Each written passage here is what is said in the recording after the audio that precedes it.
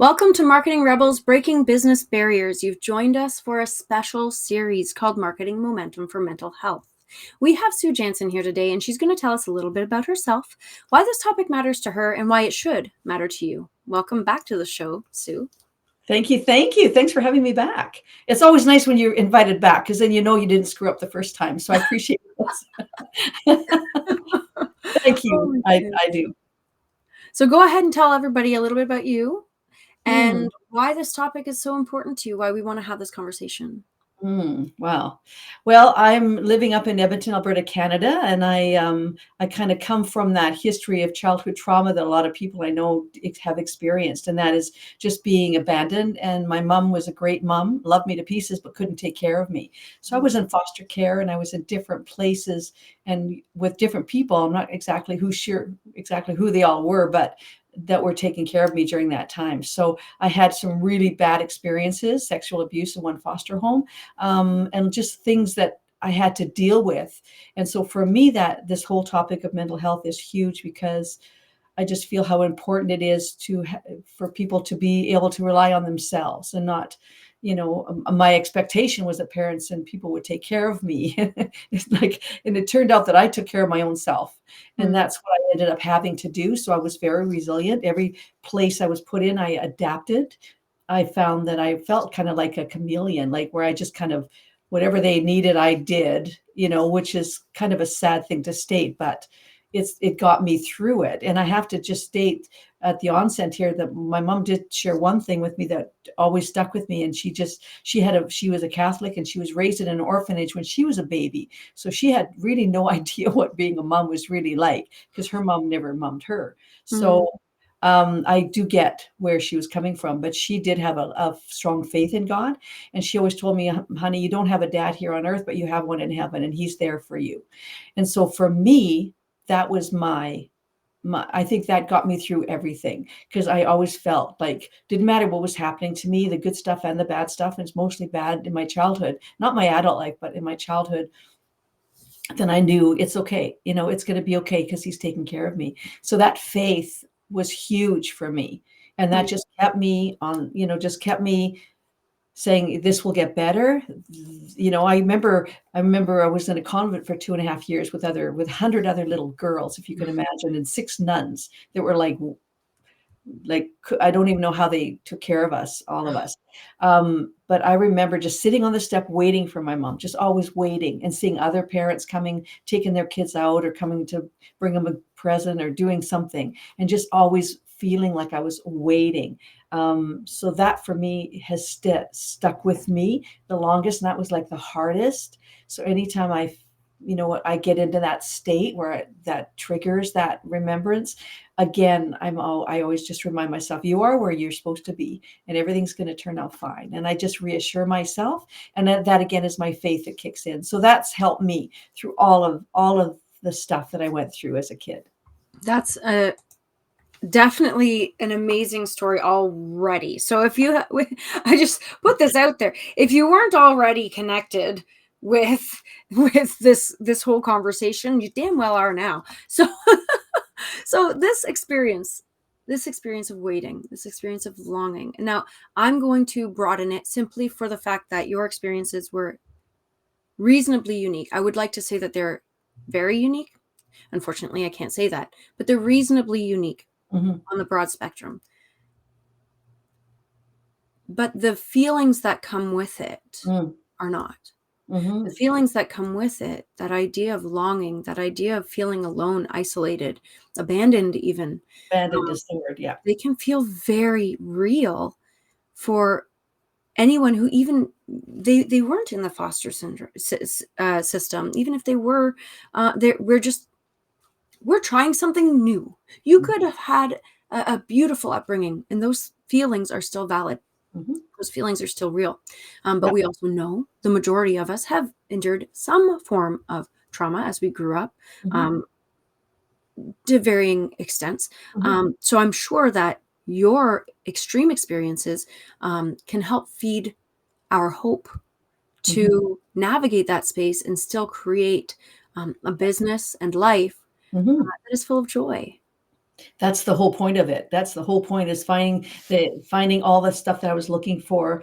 I found it internally, and that's an inside job. That's kind of one of the things that I didn't learn this until so much older. Like I was like the wonderful thing in my story is that when I did get married at 18, had two beautiful babies when I was 25 and 26, and then got divorced. And so now I'm on my own with two little kids, feeling like this is not a problem. I've been on my own since I was 15. I left home. So wasn't a big deal for me. It wasn't a challenge even for me. It was like an excitement. And my kids, I just called us the Three Musketeers, and we did great. And that's when I got my best singing gigs. That's when I worked the hardest at getting to financially help my kids and I, because we had no other support. So I went through all of that. What was my point here? I was just going to make, but It's finding the joy. it's finding that joy. So then what happened was that I ended up saying an amazing prayer. I believe in prayer.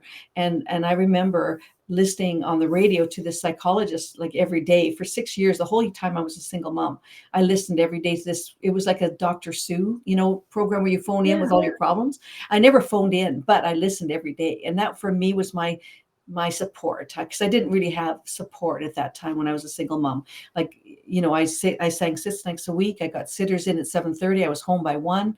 My kids didn't even really know I was gone. And that for me was huge. There's no way I was putting them with babysitters or in a system or with somebody else but me.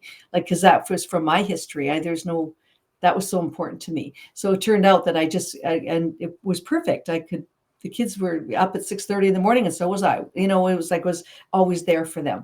And then, but what was interesting was every day I listened to this radio show, and it was called That's Living. It was on CJCA in Edmonton, Alberta, if you've heard it. It was a top 10 show in Canada for like 10 years, or the number one show for like 10 years. Mm-hmm. So I listened to the 6 of the years. And on the Tuesday and Thursday was my favorite voice. I never knew who that was. This is my favorite story. And then but I remember Tuesday, Thursday was a Dr. Jansen, and he was a psychologist. And I just remember his voice, and I just remember thinking, I just listened to all his advice and took it to heart. And then one day he came on the air and he explained to everybody, this was like in the spring, that his wife was diagnosed with cancer, and that they had 3 sons. And he talked about his personal life on the air, which was amazing to me. But then everyone's phoning in with people with cancer, and because he understood what they were going through. And then it was interesting, because when I was done my biggest job of my profession, at the end of my singing, well, it turned out to be the end of my singing, I was Klondike Kate for the city of Edmonton for 2 years. And I did a lot of shows, a lot of anthems at places, and a lot of gigs, lots of great stuff. And my kids and I were happy because we got to go places. My kids got 2 free BMX bikes from doing stuff commercial I did. It was a very good time for us. But what happened was he was on the air one day, and I was going down to my agent. I was driving downtown thinking, okay, I'm done all my gigs. Not much really is left on my calendar. I'm thinking, what am I going to do next? I've been now singing for 20 years professionally. Right. And I'm 6 nights a week. I was getting kind of tired, actually, to be honest. Mm-hmm. And I remember going down to Jasper Avenue and driving and going to my agent's office to see what was on the books for next. And then I put the radio on. Of course, it was that time. Every day I listened. And he came on the air, and he actually said, ladies and gentlemen, I need you to know that my wife passed away last night. But he said, I need to be here to be of service to you. And I've been, the boys and he said, been grieving since the day we found out in the spring that she had liver cancer. And they told us 6 months was the prognosis. So he said, I've been grieving since that moment. It's not like I'm not grieving, but you need to understand why I'm here today on the air. Like, I need to be here for you. I need to work, and I need to be of service. I remember listening to that, and just like tears were coming to my eyes. And I actually said out loud, I'm driving now, remember? And I said, Lord, why can't I meet a man like that needs me as much as I need him? And I'm just like crying, because I'm sure everybody who was listening it was really emotional. You know what? Not even 2 weeks later, I get a call, and it was from CJCA radio saying, hey, Sue, it's free. Can you be an MC for our big Christmas Bureau fundraiser? And I said, well, yeah, of course, so I would MC it and just introduce everybody and get everyone send in your money kind of show, right? And so I did that, and I was thinking, well, that's cool. I'm happy to do that. Turns out that there was like 32 celebrities on the stage, all the sportscasters and all the broadcasters that are on all the time that were really well known. And so I'm introducing everybody and I'm talking to everybody, phone in. And then I remember singing the 12 Days of Christmas. And then I put my mic up to this guy, not a clue who that was. I'm hearing his voice. I'm going, hey, this guy's a really good singer. Listen to him sing, and get putting the mic up to him. And we're singing. And then at the end of all of this, my kids had come to hear me sing. Like they always did, but a relative came and took them from one in the middle of it to take them to go visit or something. Yeah. And so at the end, I'm sitting alone in the coat room, and this man helped me on with my coat, and I'm thinking, whoa, like that doesn't happen very often. And it turned out to be this Dr. Jansen, and he was just saying, well, this is tough for me. I said, and when I realized who he was, like that's when I finally understood. We were just walking across. Everyone was meeting because we'd raised $10,000. And we were all meeting across the street at this Legion to celebrate. So he was walking me across. And then we walked in, and this table of four stopped us. Dr. Jansen called him over, and I went over, of course. And then they were shaking his hand. Dr. Jansen, so sorry about your wife, and we hope you have a good Christmas, and this is going to be tough for you. And because they all knew him so well. And then a lady takes my hand and says, Sue Whalen, you're like the best Klondike Kate we've ever had. And I love your two little kids, and you're just awesome, and we really appreciate you. And so and then this second lady put out her hand to me and took my hand. And then she looked at me and she went, you two make a beautiful couple. She said, you take good care of each other. Oh. Like, I just walked across the hall with this man. And that's actually when I looked at him in the eyes, and it would, like, my prayer came like boing. I remembered my prayer, and it was like, oh, whoa. I went, thank you. Thank you very much. And so we just kind of shuffled off and sat down. And then he ended up asking, if he could call me. But it was like, and we actually did go to a hockey game. Our first, we went out because I told him I loved hockey, and he was a hockey fan too. And we have not been apart since. It was just a meant to be kind of thing. He was not looking, for heaven's sakes. No. I was kind of fed up with anything male. I would just like, I had my 10 years married and not really in that space where I was, for heaven's sakes, not looking. But I did say that prayer, and I feel honestly that prayer was so answered for me. Yeah. And we have been now married 35 years, and happily with my two kids raised by this man. And it's been that place in my life where it's been finally that security that I never had as a kid. That's so beautiful. And I feel like sitting here and just like enjoying the whole. Isn't that cool? It's like a Disney story. It had the heartbreak and I feel like it had everything that we need for this conversation to understand that life is going to suck sometimes. Mm-hmm. But there's always something to look forward to, and you may not know what it is yet. Like, you're driving to this event and shouting a prayer to the universe, wherever. It doesn't even matter. You're just, people say affirmations. You're just this burst of need and want and aspiration, and it can come true. And it's the loss of that with people. I know that there are so many people who will become, or have been stuck in a space of hopelessness. Yeah. So what I'd like to invite you to do, Sue, because you're also a happiness expert, Mm-hmm. in spite of all of this craziness that you've experienced in your life, you're a happiness expert. First of all, how the hell does that happen? And second of all, let's dive into that for our audience to kind of have a better understanding of how they can explore that world as well. Exactly. No, I love that. Thank you for that question. So COVID hit, I remember, and we were all like locked down. I'm a realtor in the city of Edmonton. I couldn't do anything. And I remember the Marcy Scheimoff and Dr. Sue Morter came up on, they talked about I got an email from somebody somewhere. You know how you get those emails, like, I don't know where that came from. And it Mhm. said your year of miracles. And it was like whole year where they have speakers and topics every single month. And it's a year where you actually have, you have a support group in there, like a miracle group, they call it. And then guests every month that talk about something. So, you know, like Lisa Nichols, who I met once, who was like incredible, different, amazing people who Marianne Williamson, for instance, like so many high, you know, respected, highly respected people talking about life and things about making miracles happen in your life. And then the whole point, and then one day Marcy came on and said, you know, I do a course called Happy for No Reason, and this is what it's all about.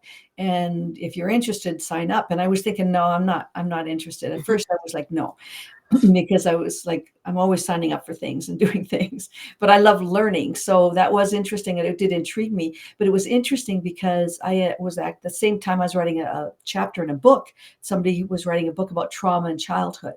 And I had written a chapter and writing it was called Let It Go. And no, it was called, I think, yeah, Let It Go. So now And you're Elsa. yeah, I yeah. just, I'm Let it frozen. go. I can sing the song, no problem. So what happened was I wrote about not ever knowing who my father was, my biological father. I never knew that. So I remember writing a chapter saying, and physically writing this down, saying, you know what? I've never known who my dad was. I didn't even find out who my dad was till I was 13. My mom sat me down, gave me an 8x10 picture and said, this is the guy. This is your dad. Because I kept saying, everyone at school has a dad. How come I don't? Like Mhm. this, I didn't get it. And for me, it was normal not to have a man around. And so anyway, it turned out that I wrote this chapter just stating that, you know, I've been looking for him. Knew his name. I was looking at every obituary, like every day, for a name to pop up to hopefully I'd find this guy. And then it turned out that I even did my DNA. I spit in the tube in the DNA 23andMe and in the ancestry.com, both tubes. I spit in and send it off. And you know what happened was I wrote this chapter and I said in this chapter, you know what? I'm like 65 years old. I'm probably never going to find my dad, and I'm okay with that. Right. Like I actually wrote it down saying, if that's meant to be, it's meant to be. I'm going to stop looking. I've been looking and searching my whole life and waiting. That waiting thing just keeps coming up for me. And I said, this is not good. And in the year of miracles, it gave me that headspace to think about that and to actually let that go. Mhm. And so what happened was I wrote this chapter, I sent it in, and I remember getting the email saying, okay, that's your final edit. That's it now. You're done. You know, sorry, we can't, everything you're doing now, that's going to be the last time you get to edit. And I sent everything in and I just wrote that down. And you know what? It wasn't even a few weeks later, I got an email from a cousin on DNA ancestry.com thing saying, hey, I'm your third cousin. I think I found your dad. And actually I just had turned 65.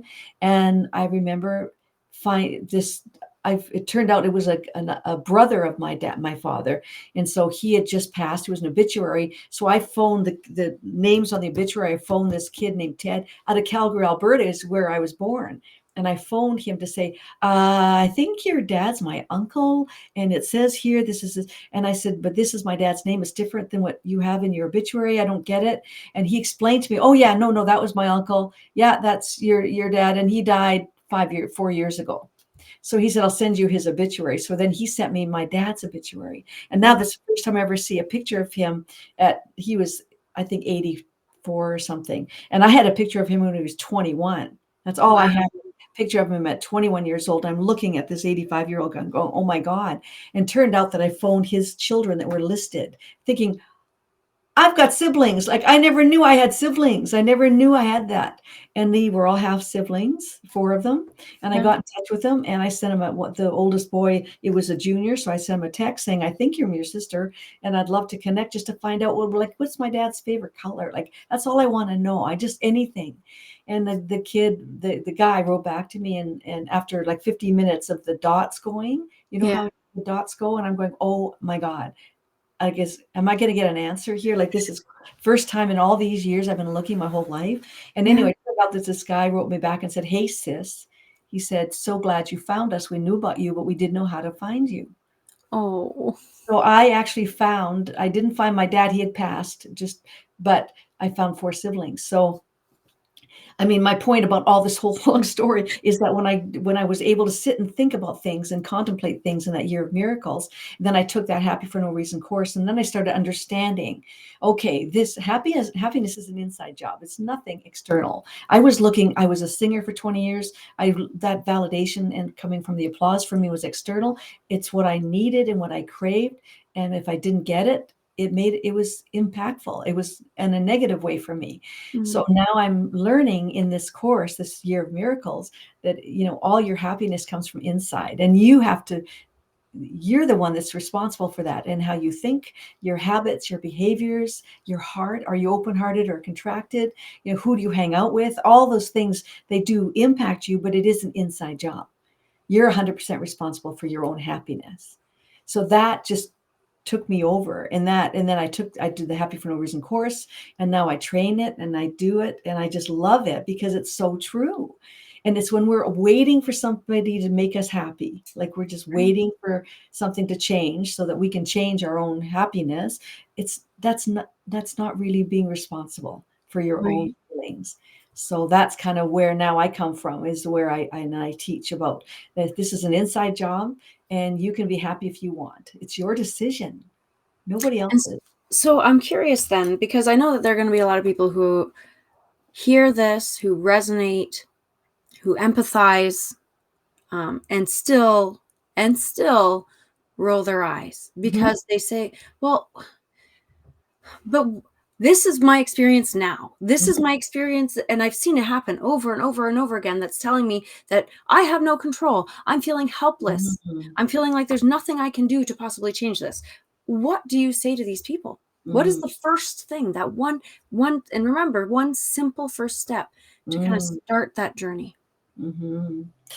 I think for the first thing I do is have compassion for them, because that's real. Like that, they're sharing their feelings, and that's real for them.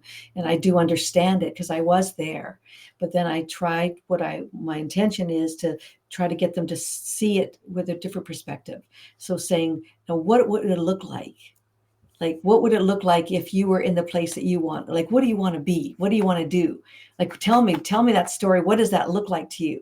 Like, where are you sitting? How is your body looking? How are people looking at you and treating you? Like, tell me. And so I try to get them to actually visualize what it is that they really want. And we know from all of this law of attraction stuff and all this stuff that's going around, that what you do put out there, it does, you get what if you're miserable all the time and you're grumpy and mean to people all the time because you're so full of grief yourself, you do attract that back. It never fails. If you're at a party and you're grumpy, you attract the other grumpiest person in the room. Like, isn't that true? It just happens. Yeah, it I mean, absolutely it does. happens all the time. So my understand what I teach, and the understanding is that what you put out there. So if you're open-hearted, not contracted and miserable, I mean, but because you're seeing things, that are you what can you do yourself to change, that you'll notice right away that people are treating you different? Like, are you complaining about everything all the time? Are you blaming and complaining and shaming everything that's happened to you? Because these things are bad, and I'd never put them down for that. I understand that those are real and those feelings are real, but they need to understand that you do have power here. You do have a brain, and you do have thoughts that can change things. And just what's the thing that makes you the happiest? Let's go do that. Let's go do that together. Like, let's go take a hike in the woods. I mean, whatever it is, could be anything, right? So what I'm hearing, which is really cool, what I'm hearing from this is, number one, I don't know if I'm going to adequately list these out, but I'm going to try. I'm going to try Yeah. to make You these into go steps. for it. Number one, don't give away your power. Mm, Own that, because it is yours. So don't give it away. Stop doing it if you're currently doing it, and don't do it again. Don't give away that power. Number two, practice the pause. That's mhm, an action step. When you mhm, feel inclined to open your mouth, ask yourself. And this is actually, mhm, there's a sign that I post in my own home where it's think. Is it thoughtful? Is it helpful? Is it inspired? Is it necessary? Is it kind? If it's not, put a lid on it. Right. mhm, So first, practice the pause. So don't give away your power. Practice the pause, and then, of course, look for the good. Mm. right? Find the things, I know it might feel hard, but find the things that are joyful and tap into that. And it could be just a small little thing. It could be just, getting out of bed and having nice comfy Right. sheets. I mean, it could be anything.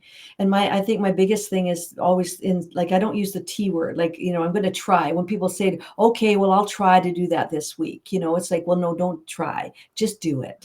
And it's if you change the word to try to trust, then you're saying, okay, I'm going to trust that I'm going to do that. So now you're relying on yourself. You're giving yourself that power that you just spoke about, and you're trusting in whatever um, faith that you might have, whoever that is, whatever that is. You're trusting in that. Okay, this is going to be bad. This is going to be okay, and everything works out for me. Everything, like, I'm exactly where I'm supposed to be right now. So whatever is happening, and I trust that it's going to get better. So those are helpful to help you keep on that track that you just talked about taking your power back. You have so much control you don't realize. And it's amazing how if you go out in the street and just smile at people and just say hi, wow, just check it out. Yes. What happened? People either look at you like, whoa, what's wrong? But the ones some of them are just longing for anyone just to hi, Yeah. and it's amazing what happens. And I love that you equated, this is like one of my favorite things, actually. I love that you equated smiling to power, Yeah. because oftentimes my children love to watch shows, and they always have a superhero or of some sort, right? Yeah. The hero.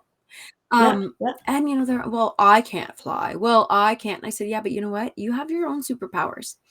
And I like to talk to Exactly. them. That's almost always my go-to. You can smile at someone, can't you? Well, yeah. And it's like, try it. Try it. Like, and if they're game, they'll go. We'll Yeah. go for a walk. Yeah. Smile. Say hello. Say Yeah. good morning. Say good after. I don't care. Good day, isn't It it? doesn't Anything. doesn't And It doesn't matter. I said, You don't even "Watch. have to say anything. You're Yeah. 5 years old, and you just made somebody else smile. They didn't mean Yeah. to. Maybe they didn't want to. Maybe they were Yeah. shuffling along, curmudgeon-y old person, who knows? And you just said, Yeah. "Hi." And I would Aw. 99% of the time, they're gonna go, "Oh, hi." And they don't even, it's not Yeah. conscious. They just Right. smile. So, like, that It's a feeling. power, Yeah. that's a superpower. That's pretty I cool. agree. It's so true. It's so true. One of the things that Marcy taught us was the blame, shame, and complain game. And Mhm. she said, you go home with your family, whoever's in your household, doesn't matter. And you could have either a whiteboard with check marks, or you could put a loonie or a toonie or money in a jar, whatever. Every single time that you verbally outside either complained about the weather, Mhm. complained about politics, or blame somebody. Well, if it wasn't for you, I wouldn't have missed my lunch, or Mhm. I wouldn't have lost my something. Or the biggest and the most hurtful one is the shame, where you're actually shaming yourself for something. I should have lost those 10 pounds, and I'm not exercising enough, or whatever it is. You're shaming your own self. Mhm. But if you do any of those three things out, where somebody, and then when you do it with family, it's so cool because they go, oh, check mark. I mean, you got to make a note of it, and they hold you accountable, which is super cool when everyone's in on this. So cool. And the first time I did that week, I did it alone. I didn't do it with my husband, but the first time I made a note, and I put actually money in a jar, and I put it at $32 the first. No, I think it was Oh. $68 the first week, because it was like every single time I picked up, oh, the stupid, like every time I did anything, I did it, and I made note of it. And then the second week it was like 32. And then the third week it was like 4. And I honestly, and because you can say the things to yourself, that's not a problem, because we always do. We all do have thoughts. But if we put it out, Right. you know, Speaking it we, into the world. is now you're getting some of that back, Mhm. right? And so, but it's just being aware, like how many times you don't realize how many times you go, Stu, I got a shovel again. Because it's just, no. I mean, you that is called complaining. It's like, well, thank God we've got beautiful fresh air outside Yes. that we can breathe, and that, what I mean. There's so many things, and I can take the Exercise. kids to walking. We can go walking in the snow. We could go snowshoeing, or tobogganing or skiing. I mean, there's so many things you could turn everything around and make it Yes. positive. And isn't that the thing, right? I actually just recently had a conversation with someone about it having snowed, and we were talking about shoveling the driveway. And one of the people who I was speaking to was like, I don't usually shovel, usually it's my husband. But the person's injured, and so I had to shovel. And I was like, you had to shovel? She's like, yeah, it was so this, that, and complain game. And I said, Yeah, well, I get to shovel. I get to that's what shovel. I said. Those are the I said, words. you know what I like to say is I get to shovel today. And she kind of made like a weird motion, like, all right, okay. And I said, no, hear me out. Hear me out. When I get to go out and shovel, I'm moving my body. I'm getting healthy. I'm getting strong. I prove to myself how able-bodied and healthy I am. Now, if you're not able-bodied and healthy, I can understand where this can be challenging. But then you can still focus on the other things, right? You can still focus on, I get to breathe fresh air and take my time. I get to practice pacing. I get to practice pacing because that can be very challenging, especially for ambitious people like entrepreneurs. Yeah. Um, and for me personally, I'm like, MPS, my I get to shovel also is synonymous with I get to build a snow fort because that's Yeah. always my end game. I get all the snow off of the driveway, and I put it Yeah. onto the grass that's next to it, and we build a big snow fort. And it's always so much Right. fun to get to play. So we turn it into a game. Exactly. And that's just, Yeah. and don't get me wrong, I didn't do that from the outset, okay? But this is the practice, right? This is the Exactly. slowly changing your perspective. So that Yeah. said, I want to ask you, Sue, because we've touched on a lot of really Mm. interesting angles of looking at life, the good and the not so good. What are some final thoughts that you'd like to share with our audience today so that they can kind of take those first few steps into hope? Mhm.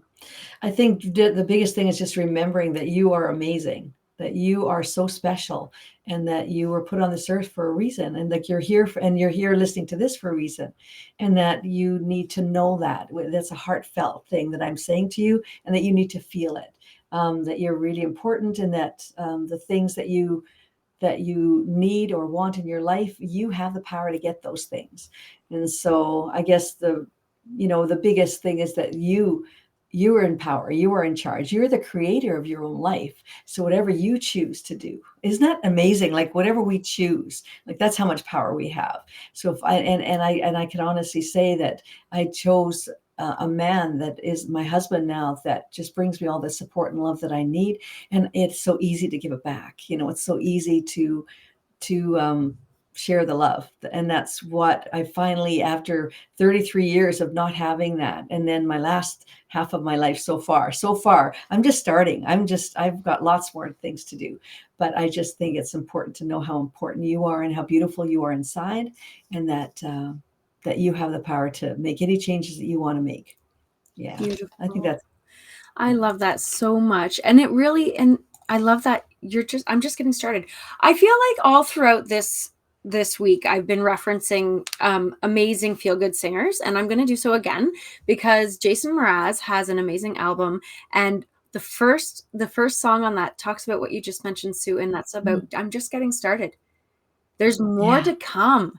You think Mhm. I'm over at 30, 40, 50, 60, 70, 80, 90. No, we're just getting started, and there's so much more to come. And the same is true for this series. So make sure that you tune in, like, Yeah. subscribe, and go over to livingandlovingeachday.com. That's Susan's website. You want to connect with her. You want to make friends because trust me, happiness is just around the corner and she can help you find it. So with that, Yeah, exactly. stay tuned. There's more to come. There's always more to come. Hey, I'm grateful for you, Shauna. Thank you so much. Oh, Thank you. amazing.